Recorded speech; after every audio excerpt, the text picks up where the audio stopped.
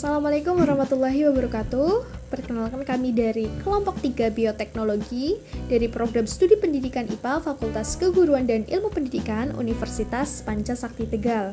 Dan pada kesempatan kali ini, kelompok kami akan memaparkan hasil percobaan kami mengenai fitoremediasi menggunakan tanaman eceng gondok pada air sungai tercemar di Sungai Kraton, Kecamatan Tegal Barat, Kota Tegal. Simak sampai selesai ya. Latar belakang, air merupakan kebutuhan hidup mutlak bagi manusia. Pentingnya ketersediaan air bersih bagi semua orang menjadi hal penting dan termuat dalam Sustainable Development Goals atau SDGs 2030. Sungai di Indonesia yang kondisinya tercemar dan kritis mencapai 82% dari 550 sungai yang tersebar di seluruh Indonesia menurut Zoraya tahun 2019.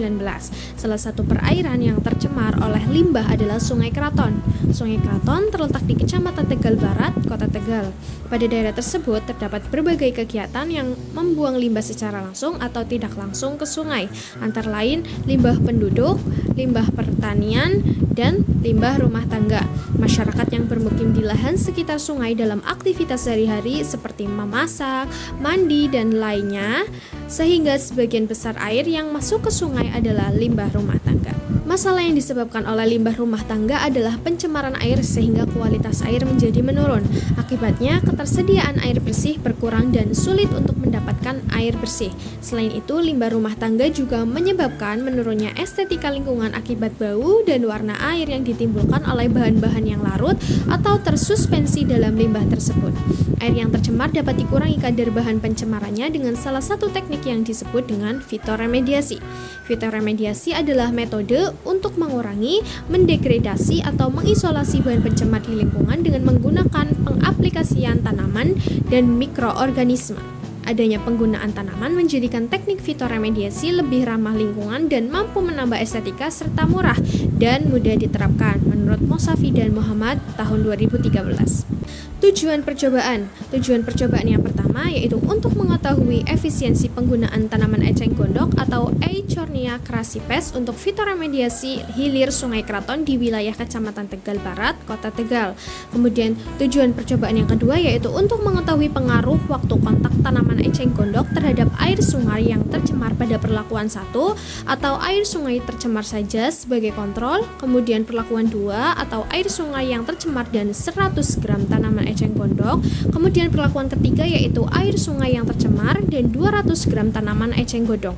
Kemudian tujuan percobaan yang ketiga yaitu untuk mengetahui perlakuan yang paling optimal dalam menurunkan pencemaran air sungai dari 3 perlakuan yang ada. Waktu dan tempat percobaan. Waktu dimulainya yaitu pada tanggal 5 sampai dengan 12 Desember 2024 yaitu 7 hari pengamatan. Kemudian bertempat di salah satu rumah anggota kelompok kami yaitu di rumah Farah Nurhayati yang beralamat di Kelurahan Pekauman, Kecamatan Tegal Barat, Kota Tegal.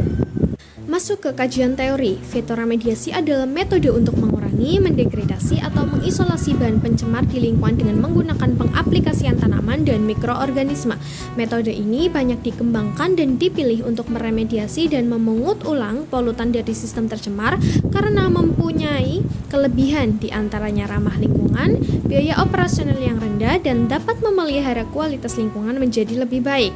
Sampai kini, telah ada lebih dari 400 jenis tanaman yang dipelajari kemampuan mengakumulasi polutan logam dan senyawa organik menurut Volesky tahun 1998.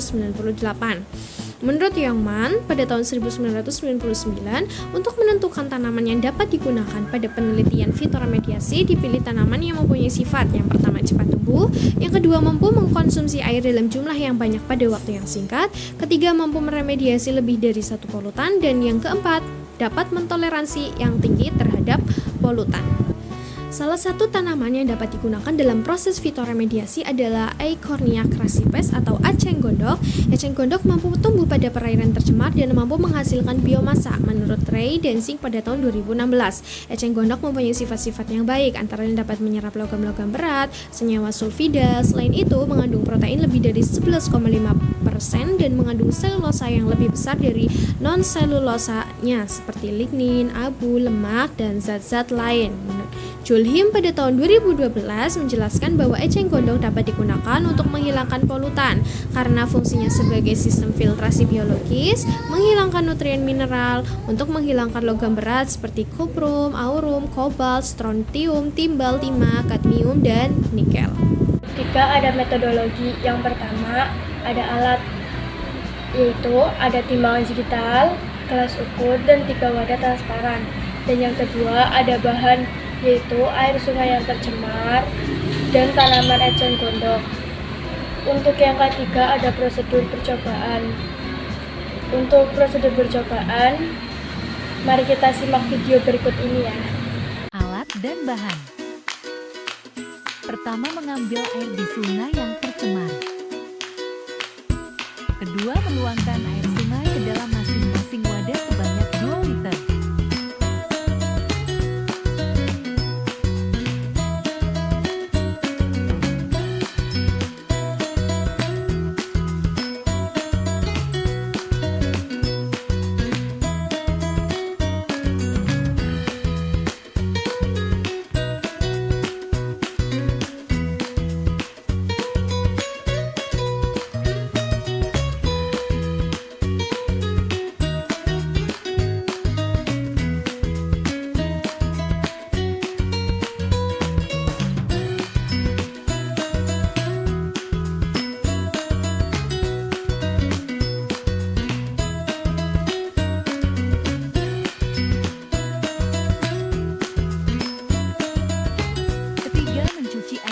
Gondok.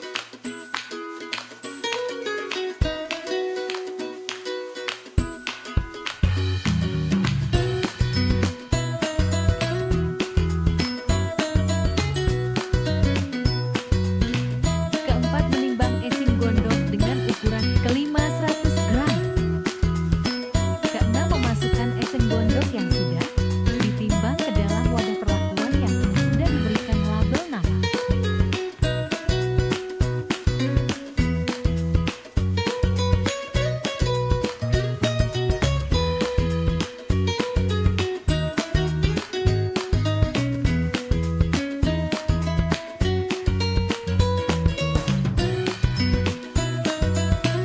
Ketujuh, dan diamati dalam kurun waktu 7. Pengamatan hari 1, hari kedua, hari ketiga, hari keempat, hari ke-5, hari ke-6, hari ke-7.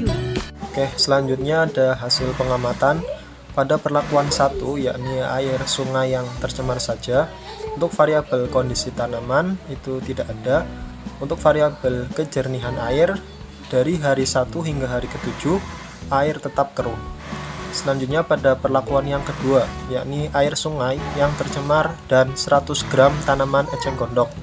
Variabel kondisi tanaman, hari ke-1 daun-daun tua mulai layu, hari kedua tangkai daun mulai ikut layu, hari ketiga daun-daun yang layu mulai menguning, hari keempat daun-daun muda mulai ikut layu, hari kelima daun-daun yang layu berubah menjadi kecoklatan, hari keenam tangkai daun menjadi kering, dan hari ketujuh seluruh daun layu dan mengering.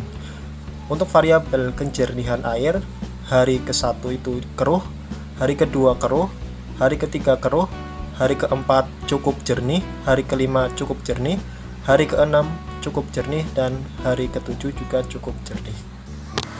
Selanjutnya perlakuan pada air sungai yang tercemar dan 200 gram tanaman eceng gondok. Variabel kondisi tanaman, hari ke-1 daun-daun tua mulai layu, hari kedua tangkai daun mulai ikut layu, hari ketiga daun-daun layu mulai menguning, hari keempat daun-daun muda mulai ikut layu dan menguning, hari kelima daun-daun yang layu mulai berubah menjadi kecoklatan, hari keenam tangkai daun menjadi kering, dan hari ketujuh seluruh bagian tanaman eceng gondok mengering. Sedangkan variabel kejernihan airnya, hari ke-1 keruh, hari kedua keruh, hari ketiga cukup jernih, hari keempat cukup jernih, hari ke-5 cukup jernih, dan hari ke-6 hingga hari ke-7 air menjadi jernih. Pembahasan. Percobaan fitoremediasi dilakukan dengan pengamatan terhadap parameter fisika yaitu kejernihan dan kondisi tanaman eceng gondok. Percobaan dilakukan selama 7 hari pengamatan dengan 3 perlakuan. Yang pertama yaitu air sungai tanpa tanaman eceng gondok, yang kedua air sungai yang tercemar dan 100 gram tanaman eceng gondok, yang ketiga air sungai yang tercemar dengan 200 gram tanaman eceng gondok. Didapatkan hasil bahwa pada perlakuan pertama tidak ada perubahan apapun pada air yang tercemar. Pada perlakuan kedua dan ketiga terlihat bahwa air lebih cepat jernih pada perlakuan ketiga dengan penambahan 200 gram tanaman eceng gondok dibandingkan pada perlakuan kedua dengan penambahan 100 gram tanaman eceng gondok. Selain itu, tanaman eceng gondok lebih cepat layu pada perlakuan ketiga dengan penambahan 200 gram tanaman eceng gondok. Dari hasil pengamatan tersebut, dapat dikatakan bahwa jumlah tanaman eceng gondok mempengaruhi waktu penjernyihan air. Semakin banyak tanaman eceng gondok yang ditambahkan, maka waktu yang digunakan untuk menjernihkan air semakin cepat, sehingga jumlah tanaman eceng gondok yang digunakan pada fitoremediasi berbanding lurus dengan waktu yang diperlukan untuk menjernihkan air. Perubahan tersebut terjadi dikarenakan pada mekanisme fitoremediasi dalam mengurangi kontaminan dalam air limbah terdiri dari phytoextraction, phytovolatilization, dan rhizofiltration. Phytoextraction adalah penyerapan dan pemindahan kontaminan oleh akar tanaman dari lingkungan dan translokasi menjadi biomasa tanaman yang dapat dipanen menurut Laglimi et al. 2015 dan Ansori et al. Tahun 2015. Phytovolatilization adalah proses penyerapan polutan oleh tanaman dan penguapan ke atmosfer oleh sistem daun, menurut Laglimi et al. 2015. Rhizofiltration adalah penggunaan akar tanaman untuk menyerap atau mengabsorpsi kontaminan yang ada di dalam larutan di sekitar zona perakaran, menurut Laglimi et al. 2015. Faktor utama keberhasilan fitoremediasi ditentukan oleh pemilihan tumbuhan menurut Patra dan Vardan 2020. Terdapat batas konsentrasi polutan yang dapat ditolerir oleh tanaman, menyebabkan teknik fitoremediasi biasanya menggunakan jenis-jenis tanaman yang toleran terhadap polutan tertentu. Tanaman dapat mati apabila konsentrasi polutan yang tinggi dan melebihi batas toleran. Hasil percobaan yang telah dilakukan dapat diambil kesimpulan sebagai berikut. Yang pertama, fitoremediasi adalah metode untuk mengurangi, mendegradasi, atau mengisolasi bahan pencemar di lingkungan dengan menggunakan pengaplikasian tanaman dan mikroorganisme. Pengaplikasian metode fitoremediasi menggunakan tanaman juga menjadi solusi praktis dalam usaha peningkatan kualitas air guna mewujudkan Sustainable Development Goals atau SDGs 2030. Yang kedua, jumlah tanaman eceng gondok mempengaruhi waktu penjernihan air. Semakin banyak tanaman eceng gondok yang ditambahkan, maka waktu yang digunakan untuk menjernihkan akan semakin cepat. Yang ketiga, semakin banyak tanaman eceng gondok yang ditambahkan akan lebih optimal dalam menurunkan pencemaran air sungai. Saran 1. Pada percobaan selanjutnya, diharapkan ditambahkan variabel uji pH dan suhu, tidak hanya kejernihan dan kondisi tanaman. 2. Pada percobaan selanjutnya, diharapkan fitoremediasi menggunakan tanaman yang lebih bervariatif, misalnya kangkung, kiambang, atau kayu apu. Sekian pemaparan fitoremediasi dari kelompok 3. Apabila ada salah kata, kami mohon maaf. Terima kasih. Kami akhiri. Wassalamualaikum warahmatullahi wabarakatuh.